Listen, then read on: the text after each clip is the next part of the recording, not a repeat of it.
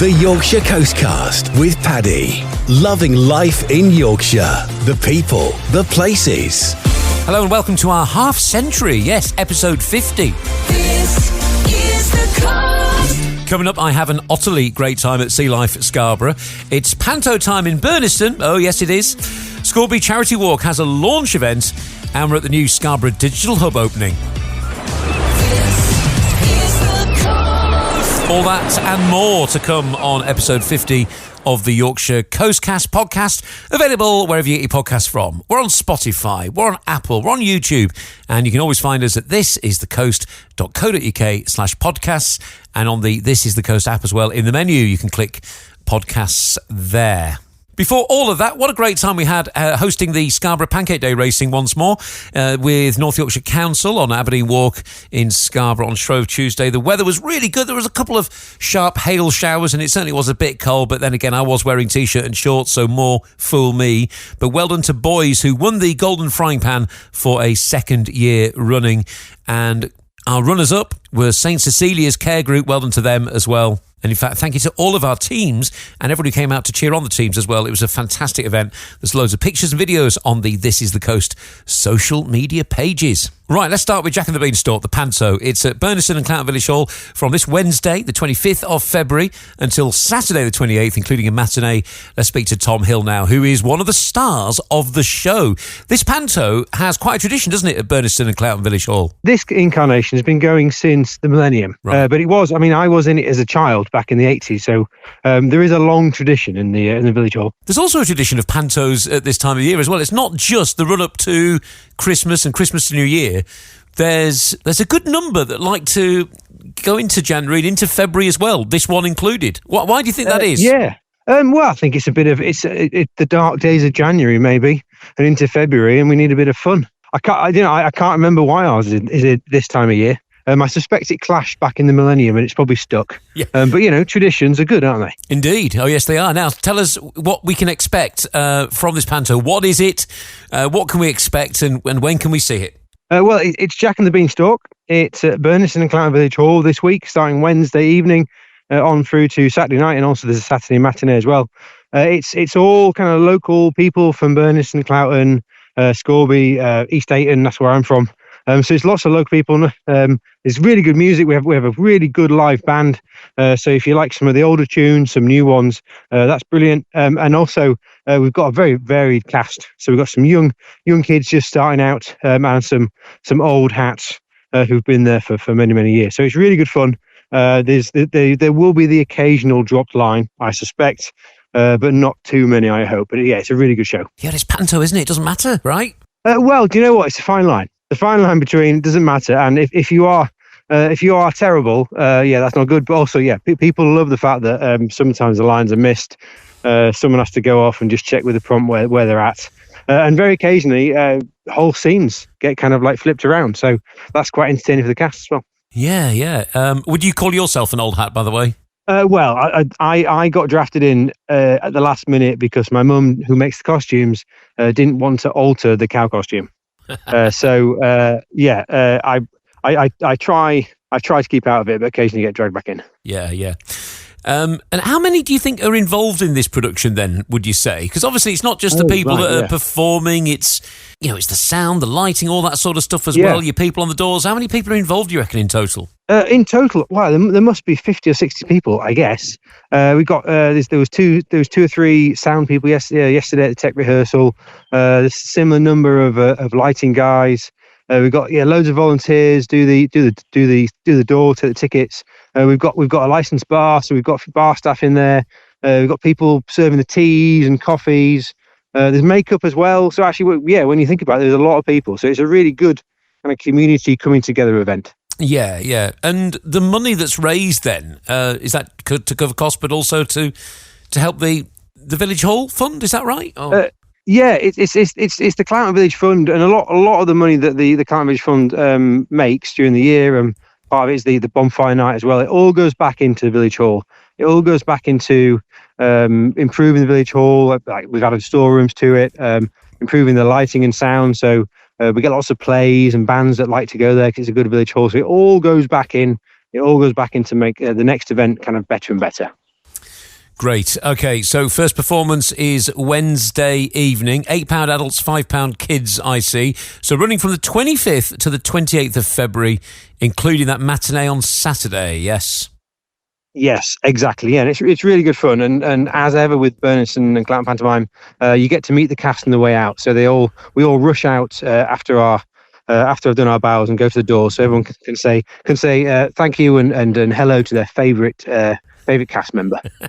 Great. All right. Well, it sounds fantastic. Thanks for telling us about it. Hope it goes well. Well, yeah, thank you very much, Paddy. Tom Hill there from the Jack and the Beanstalk Panto on this week at the Burniston and Cloughton Village Hall. If you want to laugh, get some tickets. The Yorkshire Coastcast, loving life in Yorkshire. The people, the places. This is the coast.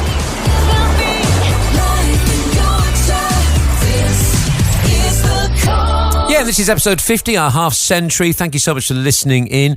It's brought to you by the team at This Is The Coast, the local commercial radio station for the Yorkshire coast. Yeah, here 24/7, playing the music you love, bringing you the news, the local news that you trust, and lots of fun stuff in between as well. Right, coming up, we're at the new Scarborough Digital Hub opening. This is from the Adult Learning Service at North Yorkshire Council. And this is great. If you feel like tech sometimes holds you back because you're not that savvy when it comes to laptops, smartphones, AI, etc., well, no need to worry. Help is at hand. We'll find out more very soon. And also, Scalby Charity Walk is back on Easter Monday this year. They've got a launch event happening at the Plough in Scalby this weekend, which I think your kids might absolutely love. We'll be speaking to Michael Whiteley about that very soon as well. Firstly, let's head to Sealife Scarborough, where I popped along during half term for the opening of the new Otter enclosure. And before I got to the Otters, I got to the Otters, the Scalby Juniors football team, known as the Otters, who were there to celebrate the opening. It's all because of their name, you see. Hello, everybody! Hello! There's loads of people here. We're at the brand new Otter enclosure. We've just heard a talk about otters as well from one of the very enthusiastic Sealife staff.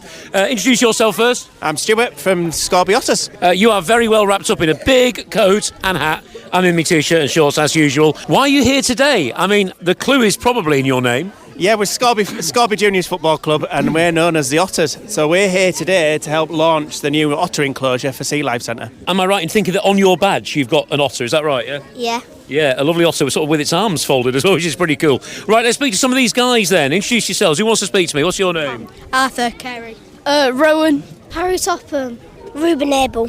Liv as well, yeah. Okay, you having a good time today, guys? Yeah. I might be in t-shirt and shorts, but we've got people eating ice creams here. What's your name? Charlotte. You've completely demolished that ice cream. Have you had one as well? Yeah, I didn't want it. Was it cold or not? I mean, it's weird. No? What else have you done while you've been here at Sealife in Scarborough today? Who wants to tell me what else you've been doing? Well, I can tell we've just been running around the whole place and spending about half of our time inside, yeah? What have you seen? We saw an octopus trying to grab us. An octopus was trying to grab you? Wow.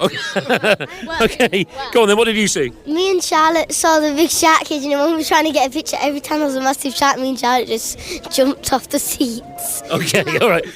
So you jumped off the seats? No, me and Charlotte. Oh, you jumped off the seats when you saw the big shark? Right, okay. We saw that we could help turtles, and my name is Harry, and I called the turtle Harry. Ah, okay, so you've actually named the turtle Harry. Brilliant. I've also seen a snake that's literally the size as my hand, and it absolutely freaks me out. Okay, and someone showed me a picture here. To have that in my house. What's on that? What's on your picture? Snake. Oh, that is a snake, is it? All right. And this is a blue dart frog. A dart frog, yeah. They are poisonous, aren't they? Yeah, they've been in the news recently as well. Okay, well, look, guys, it's great that you've been here to help officially open the new Otter enclosure. Before I leave you, I've got to ask, how is the season going? Oh, going really, really well. We've got 9 teams across the York League. And all of the teams are doing fantastic. We've had a new team start last week, the under-7s, and they were absolutely amazing. And our under-8s are flying, our under-12s, we go right up to under-15, 16. So, yeah, we've gone really well this year.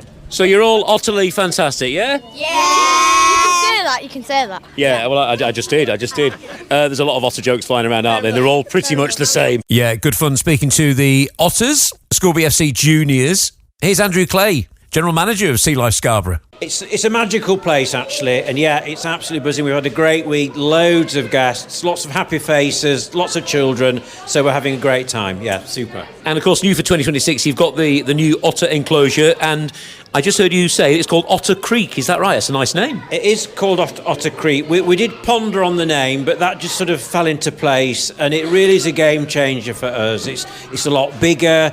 We'll be able to introduce new otter-related experiences for guests, and also we'll learn lots more about the otters that we have here. And listening to the talk about them as well, which was given by one of your very enthusiastic people here to the Scalby Otters football team, I learned that there are some otters that just live around the corner at Scalby Mills here, which is great. So there's actually some in the wild here as well. Do you know, it's the local habitats which are so important, whether on land or, as you say, locally near Scalby Mills.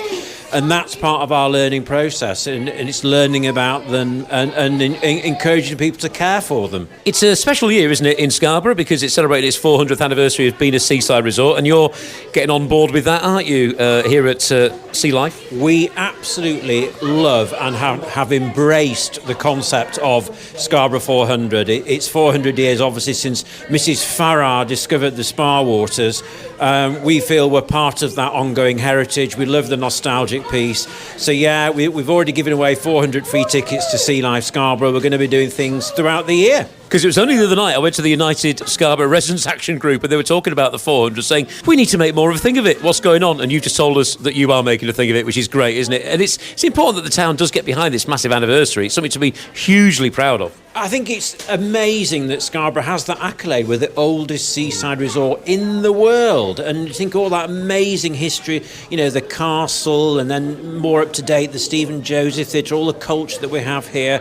It's a remarkable town, and this is a great year to celebrate all that. And as the black tip reef sharks swim past, look at that bit of knowledge there from me. These kids, I think they might be from the under sevens. Are you from the football team? Under 8, sorry, you're older than I thought. They're wowed as the sharks swim literally millimetres away from them, which is what it's all about, isn't it, as we look through into the deep ocean tank here. Well, the ocean tank is one of the great sort of features of the Sealife centres, and yeah, ours it's a wonder to behold, really. And yeah, we've got 9 different species of shark and all the other fish in the tank and throughout the centre, so visually it's spectacular, and it's a wonderful experience for everybody. Andrew Clay there, General Manager of Sealife Scarborough, always a great attraction, and very much enjoyed working there as a teenager back in the late 1990s. The Yorkshire Coastcast, loving life in Yorkshire. And you're listening to episode 50 of the Yorkshire Coastcast podcast, brought to you by This Is The Coast, the local commercial radio station for the Yorkshire Coast. And what I do is present Paddy in the morning every weekday from 6 till 10, filled with lots of fun and chances to win the mystery sound with Flixton Sawmill. We've given away 21 loads of cash since we launched the radio station in October 2020, and we've got a sound on right now giving you the chance to win cash every weekday morning. Do tune in. We also bring you the very latest local news, weather, travel, everything you need to know for the start of your day right here by the sea in Yorkshire. Okay, next up, I've been to the opening of the new Scarborough Digital Hub. It's from the Adult Learning Service from North Yorkshire Council, and it's at William Street Centre near the street in Scarborough. And if you think that you're not quite tech savvy with things like phones, tablets, laptops, even AI, well, they are here to help. There's a possibility of free courses, even free equipment. Let's find out more. Well, it is very busy here at the brand new Scarborough Digital Hub. We're upstairs and loads of people here. Introduce yourself.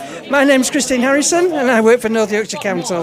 It looks like everyone's turned up at the same time. Yes, well, we did do quite a lot of advertising and it's 10 till 1, so the more the merrier. Tell us about this place. What is the Scarborough Digital Hub all about? So it's all about giving the people of Scarborough the opportunity to become digitally aware. So we have courses at the very beginning of somebody's digital journey, so managing your mobile, NHS apps, right up to level 1 and level 2 qualifications, all run from this purpose-built office here. And as I was mentioning earlier actually on the radio, I mean obviously digital is the future, but there are plenty of people that feel like maybe their knowledge of technology might hold them back. And so this is a great way to say, well, no, it doesn't need to. That's exactly the case. Come here, have a chat. We can go through strengths and weaknesses. We can help individuals. We can help you with kit. We can loan you things. It's designed and been set up as a calm learning environment. Just come and give it a go. Don't be frightened. A calm learning environment, but noisy at the moment. But that's just because it's the launch. There's going to be a ribbon cut at some point. Is that right? Yes, when I've sorted the ribbon, yes. I've seen it on a chair, I think, out there. So it needs to be pulled across, and I hope you've got some scissors. We've got some very, very large scissors. It's like when we're doing kids' disco parties and we've got a birthday cake, and it's amazing how many parents forget to bring, the matches to light the candles. So you got the scissors, you got the ribbon, you got the balloons as well. Yes, yeah. We tried to put them outside, but it's a bit windy today. Yeah. Now, there's plenty of people here, plenty of staff here as well, so people can pop in until 1 o'clock today and have a chat with you. If they can't make it today, what would you advise? Well, they can go onto the website and they can pick up our email and they can pick up a mobile number. It's on all the publicity. I haven't got it to hand. No, that's okay. That's all right. Well, we'll post the details out anyway. And this office is manned every Tuesday to Thursday, so there will be somebody here, so you can just pop in. Hi, I'm Angie Taylor and I'm part of the Multiply project. Tell us about Multiply. So we have loads of different things through Multiply. We used to be just maths and we did classes like murder mystery, wellness with food, cooking with air fryers, slow cookers, all those kinds of subjects that people are interested in, people would be finding useful in their day-to-day, and then incorporating maths by stealth effectively into the classes. Now we have the option to use English and digital skills as well in the classes, so we've got much more growing around the project.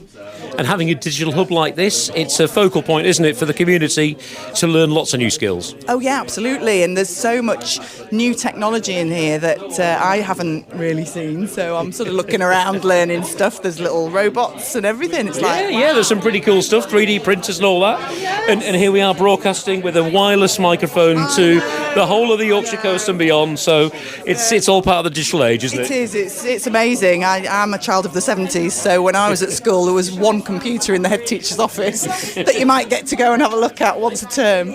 But now it's just, keeping up with everything is... And that's the thing. What we were saying before is, some people might feel like they're being held back by their, maybe lack of knowledge with ever-changing technology, and this is the kind of place that can say, no, it's okay, we can give you the skills that you need and you can use it to your advantage in life. Yeah, absolutely. And one of the things that I love about adult learning is that it's very different to when you were at school and in the classroom. It's much quieter, the smaller class sizes, it's a soft touch to start with, and we try to tailor everything we do to the needs of the learners rather than, right, this is what we've got and this is what you're going to learn. It's more, okay, where's your starting point and growing from that. And if you do want to find out more about the new Scarborough Digital Hub from the Adult Learning Service at North Yorkshire Council, they're at the William Street Business Centre on Lower Clark Street in Scarborough. And you can also ring 01609 536 066. 01609 536 066. You can also email adultlearningservice@northyorks.gov.uk. That is adultlearningservice@northyorks.gov.uk. The Yorkshire Coastcast, loving life in Yorkshire. The people, the places. This is the coast.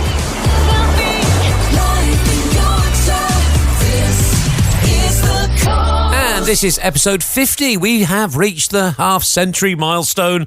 And don't forget, you can subscribe wherever you get your podcasts from, and you'll get notified every time a new episode lands. We're on Spotify, Apple, YouTube, and always at thisisthecoast.co.uk/podcasts. We'll have a look at some of the latest local news stories hitting the headlines from the Yorkshire Coast News Centre and the news team at This Is The Coast. Firstly, there's an event on this Saturday, which is a launch event for the Scalby Charity Walk. Now, that is an annual walk which hundreds of people take part in every year. It's on Easter Monday. Lots of people dress up in fancy dress. There's prizes for that. And you get to stop at pubs and have a drink on this charity walk. Sounds pretty good, doesn't it? Let's speak to Michael Whiteley from Scalby Fair right now on the Yorkshire Coastcast about this weekend's event, which sounds like it's going to be lots of fun for families. Yeah, we have at the Plough this Saturday, the 28th of February from 2:30 till 4. And we did the first one last year, and it was a big success. So we're going to do it again. We've got lots of quizzes, puzzles. We've got a free raffle. You can enter the walk on the day. We've got some Easter biscuit art, which our creative team have come up with, and some protection for the plough tables as well, because we thought they might be in difficulty otherwise. And we've got our Easter bunny carrot will be making a reappearance at the event on Saturday. So it's a free event. So last year it was great fun. Lots of families came along, and lovely thing. And it just gets people aware that Easter is coming and Easter Monday is coming. And get yourself signed up for the big charity walk, which is, to be fair, always popular every year, isn't it? Oh, it is. We have sort of 200 plus walkers, and lots of people come along to support it. And it's a great thing, and I think it probably tells people that spring and summer are coming as well. It's 6th of April this year, so Easter Monday.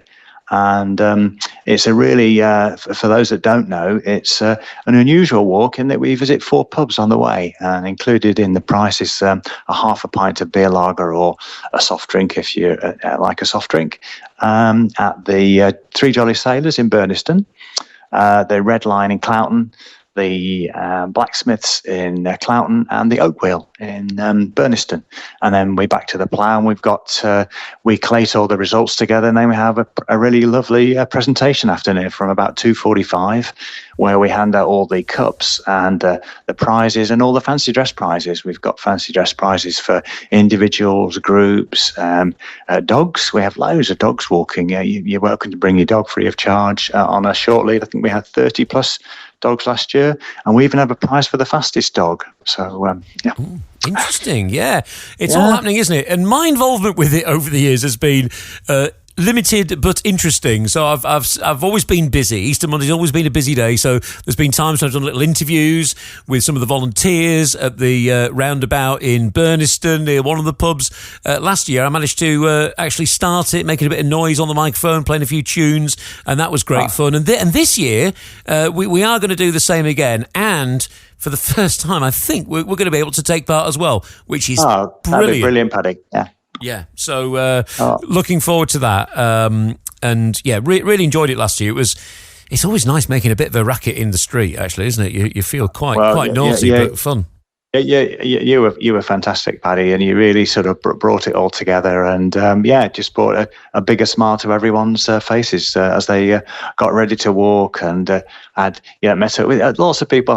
There's some people come from away that were based in Scarborough, so it's a lovely show. People seeing each other, this year, and lots of decent sized family groups. There's a Rusty Jones. I think she typically books 10 or 11 of her family in, and they all come from all sorts of corners of the UK just to come and do the Scalby Walk. Yeah, and it is a charity walk, and let us know who it's for this year. Yeah, so this year we're supporting Future Works, and in fact, they've got a part of Future Works is Furniture Works down St Thomas Street in Scarborough, and they're donating a fantastic refurbished mirror as part of the prize draw squares, which will be on sale on the 28th. We've got lots of fantastic prizes, including dinner and bed and breakfast for 2 at the Plough. Lots of all of the pubs have put together a meal for 2 that we're visiting, and lots of other prizes as well. So we're starting to sell those. And the other guys we support, and they support us by helping us marshal. It's quite a big event now. Is the Nubian Scalby Library, a wonderful local charity, and Scarborough Mates, and they bring along around 15 volunteers, and we couldn't run the walk without them. We've got to marshal various crossover points, etc. Well, sounds fantastic, and before we know it, it'll be Scalby Fair week as well, won't it? That's actually not that far away now, is it? Yes, we're at Scalby Fair. There's lots. I mean, there's our events, our entertainment team are actually full of ideas. We expect to have at least one new event this year. And we're going to take over even more of the village for Scalby Fair Day on the 20th of June. There's not much village left to take over, is there? Oh, just bits and pieces we haven't got into yet. I think we've got the use of the U Court Garden this year, which is a wonderful place just to see even without Scalby Fair being there. But we've got use of that lovely space as well now. Great. All right, well, thanks for your time. Hope the weekend event goes good on Saturday afternoon, and look forward to being involved on Easter Monday again. Yeah, we're looking forward to seeing you, Paddy. Michael Whiteley, organiser of the Scalby Charity Walk, and that event happening this weekend. You'll get more details in the local info section at thisisthecoast.co.uk. And yeah, really looking forward to starting off the Charity Walk again this Easter Monday, which is Monday the 6th of April. And also for the first time, able to do the walk this time as well, because the diary allows for the first time ever. So really, really looking forward to that. It's always such a great fun event. Right, we'll wrap things up on episode 50 of the Yorkshire Coastcast podcast with some of the latest local news stories hitting the headlines on air and online at the moment from the This Is the Coast News Centre. The Town Council in Whitby says all realistic avenues for replacing Whitby's whalebone arch with real whalebones have been exhausted. The feature, which is one of the town's most enjoyed landmarks, has stood at the top of Westcliff for more than 170 years. But despite being replaced in 2002, the structure is deteriorating. A plan to find genuine replacement bones has been abandoned. However, after all realistic avenues for sourcing replacement natural whalebones have now been exhausted, to quote the council. So the only viable option, they say, is to commission high-quality replicas.